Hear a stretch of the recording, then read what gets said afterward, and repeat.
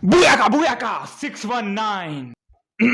देखो भाई, वन पंच मैन का सीजन 3 देखने के बाद मुझे ये तो रियलाइज हो गया है कि इस एनिमे से हम कुछ ज्यादा एक्सपेक्ट नहीं कर सकते। और अभी जो इनका एपिसोड 3 आया है ना, उसको तो देख के मैंने उम्मीद ही छोड़ दी है कि इससे हमें कुछ अच्छा एनिमेशन देखने को मिलेगा। और अब कुछ महाशय लोग आएंगे और बोलेंगे कि भाई ये लोग बड़ी फाइट के लिए बजट बचा रहे, बड़ी फाइट के लिए। अब 1 घंटा इनके पास बजट बचेगा तो बचाएंगे ना, सारा बजट तो इन्होंने गारो के स्लाइडिंग एनिमेशन में लगा दिया है।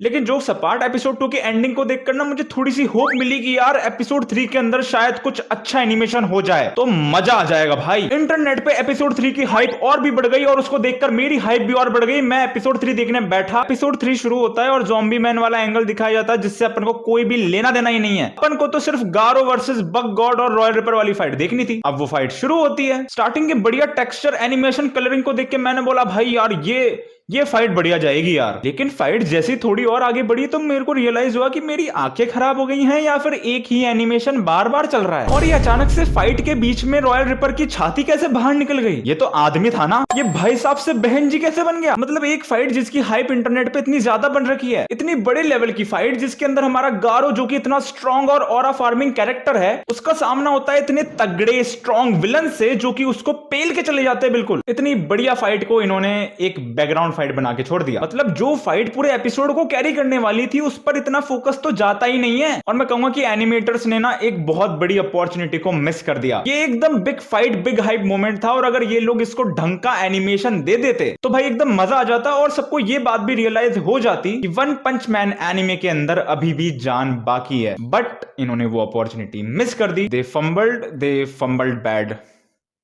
इससे ज्यादा इंग्लिश मुझे नहीं आता।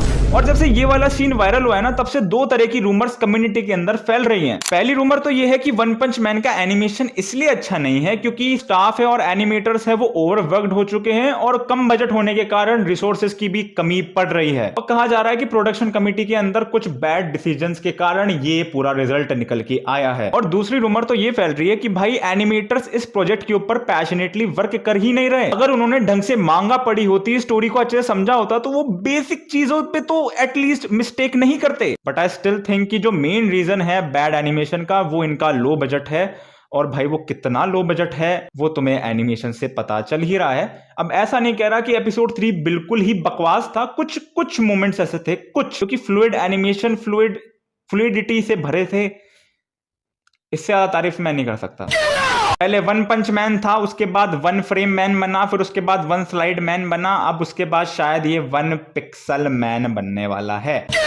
अब बाकी यार हमारे हाथ में तो कुछ है नहीं, अब देखना ही पड़ेगा हर एपिसोड तो, क्योंकि कंटेंट जो बनाना है। और वैसे तुम्हारा क्या ओपिनियन है इस पूरी सिचुएशन के ऊपर? कमेंट्स में चाहो तो बता सकते हो। और अगर बाय चांस तुम्हें गोजो और सुकुना की पूरी फाइट का एक क्विक रिवीजन करना है तो मेरे इस वाले वीडियो को देख लेना। मिलते हैं अगले वीडियो के अंदर, तब तक के लिए have a break, have a गोजो, see you in the next one, peace out. Hype और सब्सक्राइब करे बिना मत जाना, पहले ही बोल रहा हूं। 3000 सब्सक्राइबर करवा दो प्लीज, प्लीज करवा दो इस साल खत्म होने से पहले, प्लीज दिसंबर तक कंप्लीट करवा दो। नाच के दिखा दूंगा मैं तो।